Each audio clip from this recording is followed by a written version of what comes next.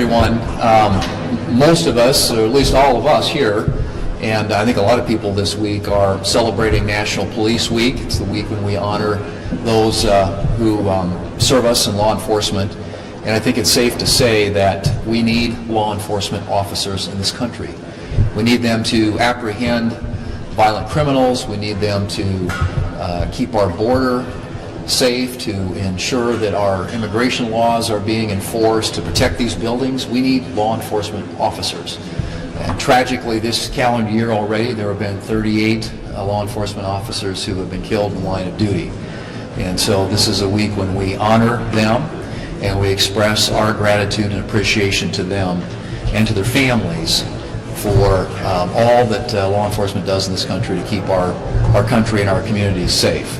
The Democrats, on the other hand, as has been very clear for some time, seem to be very comfortable with allowing this defund law enforcement, defund police movement with which they have been associated for some time now to continue, and have blocked funding for the Department of Homeland Security, for ICE, for Customs and Border Patrol, the folks who keep our border safe and secure, and have been blocking it now for several months. And as a consequence, we will have to move forward, and we will next week, with the Secure America Act, which is a bill that will fund those critical law enforcement agencies and ensure that they're funded not only today, but into the future through the duration of President Trump's term.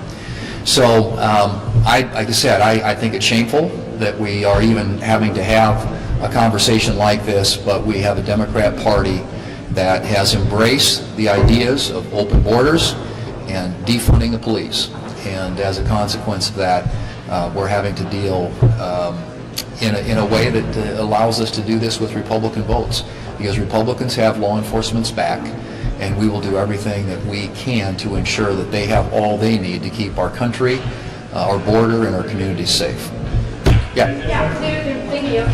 So you just had a lunch meeting for the Secret Service Director had joined. Can you shed some light on what the conversation was, and also where you think your conference is with regard to giving $1 billion for the border? Right. So the question I think that he was addressing was how is the money going to be used, the $1 billion. And so he walked through the various categories, and about 20% of that is going to be used to secure the modernization of the East Wing.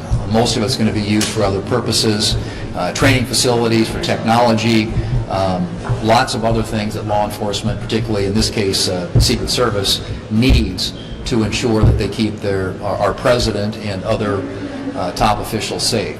So it was a good back and forth, a good discussion, and obviously we had a lot of questions that were asked by our colleagues, just to get the details and precision as much as possible about how dollars are going to be used. And I think that the director did a very good job of laying it out and developing the case for why these resources need to be used to update, modernize, and make sure the security service is capable of doing its job. Secret Service, I should say. Yeah. Are you confident that the $1 billion for Walmart security, White House security, will survive a boardroom challenge from the parliamentarian? Well, we're having those discussions. As you all know, the parliamentarian who evaluates any proposal under reconciliation, we have a back and forth, and that's underway right now. So we are having the, quote, bird scrub and making the arguments in front of the parliamentarian. The Democrats obviously doing their best to try and undermine anything that we're trying to accomplish here. But I'm pretty confident based on past experience, because we dealt with this significantly, in a significant way, I should say, last summer during the Working Families Tax Cuts legislation.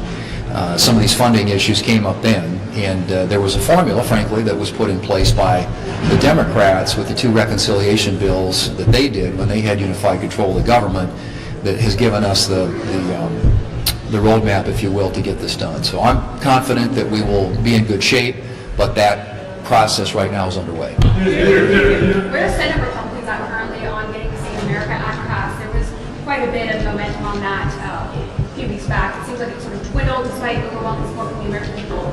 Where do you stand on that currently? Would you reconsider getting rid of the filibuster and get it across the finish line? We don't have the votes to get rid of the filibuster.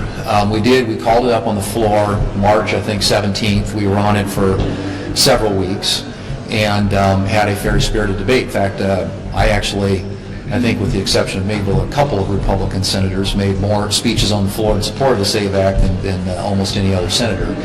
And we had some votes on it. And we voted on the narrow issue, which is the most popular one, of voter ID. And we put the Democrats on the record. Every single Democrat voted against it. We added, and one of the other elements, also popular, was whether or not biological boys ought to play in girls' sports. We had that vote, and every Democrat voted against that as well. So we've taken what I think are probably the two issues, in my view, that have the broadest public support and put the Democrats on record, and every single one of them voted against it. So we'll look for opportunities to get other votes. There was a vote on the budget resolution, an amendment that Senator Kennedy offered that didn't even get 50 votes on the floor. And so we're continuing to look for opportunities to advance that legislation. Obviously, it's something that I support. I think we all support, and we think it's something that the American people are broadly supportive as well. There's volume back and forth between the courts about whether or not the ballroom can be constructed, and they've been asking for some kind of congressional authorization to move forward with the courts have. Do you consider this $1 billion in this reconciliation bill to be the congressional authorization that the courts would need to be able to go forward with construction of the ballroom in these 3 months? If this gets litigated, you're talking about? Yeah, well, so if this gets passed, do you see this as the congressional authorization needed that the court, that would be good enough The courts. to be able to be okay with going forward with, constructing the ballroom? Well, I mean, I think that the ballroom is being financed privately, but the security associated with it is, I think, represents about 20% of what this request was. This Secret Service request, which frankly does fit perfectly within the confines of the legislation on the floor because it's the Judiciary Committee's jurisdiction. Most of that's going to go to other things. It's going to be used for training. It's going to be for updates in technology, for the number of the protectees that they have to deal with is ensuring that they have the resources to cover those people. So it's a request, much of which would be dealt with during the normal appropriations process, but because the Democrats won't allow for a normal appropriations process, is being done through reconciliation. But my assumption would be that if Congress authorizes something like this, that I assume the courts would uphold it. It's essentially us Republicans doing the work that the Appropriations Committee would normally do, and did, by the way, and reported a bill out favorably, which the Democrats subsequently walked away from, and then, held up and shut down the government for 60 days or thereabouts over funding for these two agencies. So, again, I think this is a perfectly normal way. It's not normal, but it's certainly within the confines of what we are allowed to do to get funding for this important agency done, given the obstruction that the Democrats have posed in their unwillingness to fund law enforcement. Are you supportive of the gas tax holiday? Am I? Are you supportive of it? Well, I'm listening. I mean, I think right now,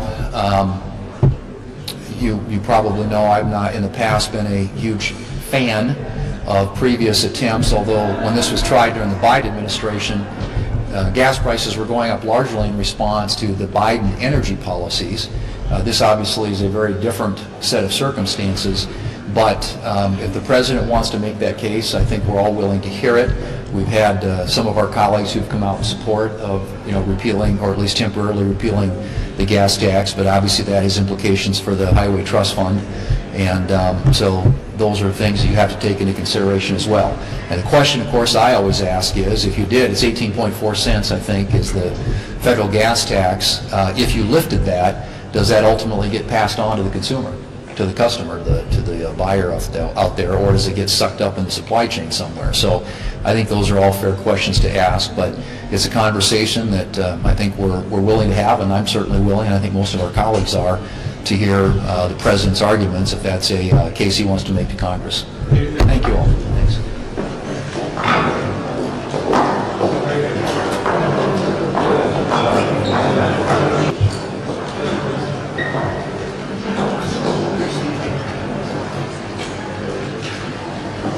Okay, good afternoon, everyone. Thank you for Senator Klobuchar and Merkley for being here with me today. And first we had a great caucus, the highlight of which was the Artemis astronauts coming in and telling us their story and taking pictures with these brave Americans. That brings us all together at a time of such disunity. So there was a great joy at the end of our caucus when the 4 great astronauts walked in. Now to a more serious matter. Not more serious, but less happy matter. If you want to understand Republican priorities, just look at their reconciliation bill. Prices are rising. Families are hurting. Americans know exactly who is making it worse. A CNN poll this morning said 77% say Trump has raised their costs. What is the GOP response? $1 billion ballroom. Fancy, gold-plated. It's outrageous. Only 30% of the people approve of Trump's handling of the economy. Americans are distressed. Their economic situation in 3 words: uncertainty, stress, dread. It's true. Families gather at the dinner table after a meal and dread looking at the bills and saying, how are they going to pay this one and not this one? Which one should they pay? Which one shouldn't they pay? And when you think of the needs, for instance, of your kids or maybe your elderly parents and you can't really do what's needed for them, it's dread and ache. What are Trump and the Republicans doing about these awful conditions? Not lowering grocery costs, not lowering gas prices or housing or electricity or health care costs. Nope. What are they doing? Instead of cleaning up the chaos they created, Republicans are pushing a bill that pours billions more into Trump's raids and masked agents and sticks taxpayers with a bill for Trump's $1 billion ballroom. $1 billion ballroom. These are the ballroom Republicans. At the very moment Americans are pleading for relief, Republicans are telling them, pay for Trump's palace first. This bill has $0 to lower costs for families. Here's their second reconciliation bill. It's their second chance to show what they got. They got nothing for the American people and a ballroom for Donald Trump. The bill has $0, as I said, for reducing costs to families, but somehow comes up with $1 billion for Trump's vanity project. Trump said not 1 penny of federal money would be used for the ballroom. Well, give me a break. Another lie. There's lie after lie after lie, and the American people are wise to it. These Republicans, these ballroom Republicans, are choosing Trump's chandelier over your child care, Trump's ego over your electric bill, Trump's palace over the people's priorities. Did everyone hear that alliteration? Americans want relief. Americans are answering and saying, give us relief. But the Republicans just say, we were going to give you a ballroom. That's not leadership. That's Versailles economics, brought to you by the ballroom Republicans. Democrats will fight this bill tooth and nail. We're already filing bird rule challenges. We'll offer amendments and we'll force Republicans to vote again and again on one simple question. Are you with working families or are you with Trump's ballroom? Americans don't want a ballroom blitz. They want Congress to bring the cost down. And on the War Powers vote tomorrow. Tomorrow, Republicans face another major choice. For the 7th time, Senate Democrats will force a vote on our War Powers resolution to withdraw American troops from hostilities with Iran. This is the first vote since Trump's war crossed the 60-day threshold under the War Powers Act. Once the 60-day clock runs out, the president has 2 choices: get authorization from Congress or end the hostilities. Donald Trump's done neither. He has dragged America into an illegal, costly war with no authorization, no clear objective, no end in sight. The administration can play word games all it wants. They call it a skirmish, a mini war, a blip, a love tap. They said this is a love tap. Give me a break. This is a war. You just can turn on your television, look into your iPhone, and you'll see it's a war. And Hegseth just said it out loud again, quote, "We are 74 days into this." That was his quote. And Americans are paying for it. Service members are in harm's way. Families are getting hit at the pump. And gas prices are now over $4.50 a gallon. Trump started this war, and families are paying for it every time they fill up at the tank. Republicans will have their 7th chance to do the right thing, the first since the 60-day deadline passed. They can stand up and do their job for their constituents. They can protect our service members. They can help stop the chaos driving up costs. Or they can keep backing Trump's war. There are no excuses left. No president should be able to drag this country into war alone. Not now, not ever. Senator Klobuchar.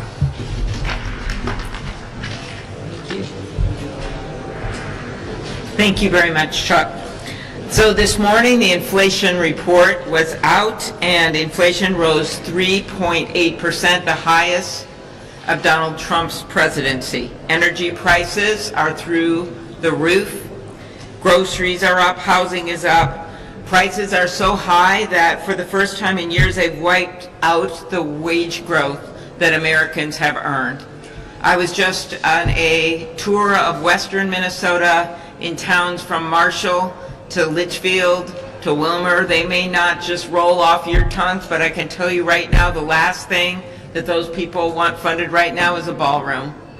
I met with them about child care, businesses who are going to be unable to hire employees. They want to hire them, the employees want to work for them, but they don't have child care.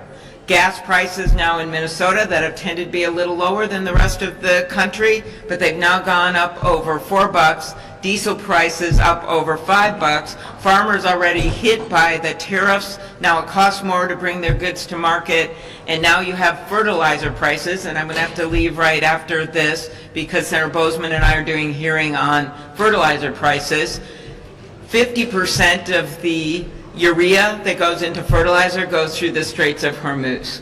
30% of the ammonia, that's another ingredient, goes through the Straits of Hormuz. Then you add to that the tariffs on fertilizer with other countries. You can imagine what's happening. As I've told you before, as one farmer called it, it is a perfect storm of ugly.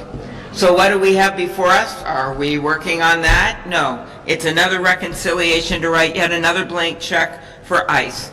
$70 billion plus this money for the ballroom.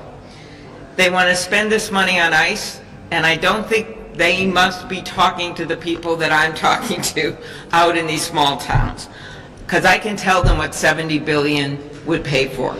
200,000 local law enforcement officers for 3 years. Having talked to local sheriffs, that's something that people need. Extending the health care premium tax credits for 2 years, not just 1 year, 2 years. Providing seniors with dental, vision, and hearing coverage through Medicare for an entire year. Building 700,000 affordable homes. That's what we could do with that $70 billion. And providing child care for 3.5 million children. So the question before us is simple. Where do you want to spend that money? On a gilded ballroom or on health care? On ICE, when they won't even do any reforms and they got this huge increase that made ICE bigger than the Marines and bigger than the FBI, do you want to spend more on them or do you want to spend it on housing? The American people have answered, and that is why the president's approval ratings are lower than they've ever been, and so many polling places have had to actually add a quintile to where he stands on running the economy, because it is now in the low 30s. With that, I turn it over to Senator Merkley. Senator Merkley. Well, the families of Oregon and America, they're pressed to the wall. I held 9 town halls throughout eastern Oregon over the break, and people are pretty unhappy. They're unhappy that in Oregon, gas is over $5 a gallon. Diesel's over $6 a gallon. They're unhappy that the health care costs went up and that the tax credits that helped them pay for it went away. They're unhappy that the groceries are up. They are unhappy about the cost of rent and home ownership going up. They're unhappy because they are pressed to the wall. And what is the Republican answer to all of this? The ballroom boondoggle. A Louis XIV massive edifice that turns the White House into an auxiliary dwelling unit. This is hardly the vision for a democratic republic, possibly the vision for a dictator, possibly the vision for a strongman, possibly the vision for an authoritarian state, but not a vision for a democratic republic. And the rest of their bill doesn't do a damn thing for those health care, gasoline, housing, grocery costs, or inflation going up at 3.8%, the highest rate in 3 years. There's something else going on here that's important to address. The Republicans are turning reconciliation into an appropriations bill process. You know, reconciliation was passed by every single senator voting for it. Not one was against it. Why? Solely it was reserved for reducing deficits. Well, Republicans nuked it. They did a nuclear option back in 1996, and they said, you know what? We can now use this to increase costs, increase deficits rather than decreasing them. A massive violation of how 100 senators had come together. And they did that so they could do tax bills. But now, tax bills that gave away our treasury, the richest Americans, but now they're proceeding to say, we will just do regular appropriation bills. We are going to fund ICE and CBP a massive amount, even though ICE and CBP are already sitting on $103 billion of unobligated funds. Funds that will never be exhausted during this coming financial year. And they're doing it for this ballroom boondoggle. Recognize that neither of these was essential. $103 billion of unobligated funds for ICE and CBP.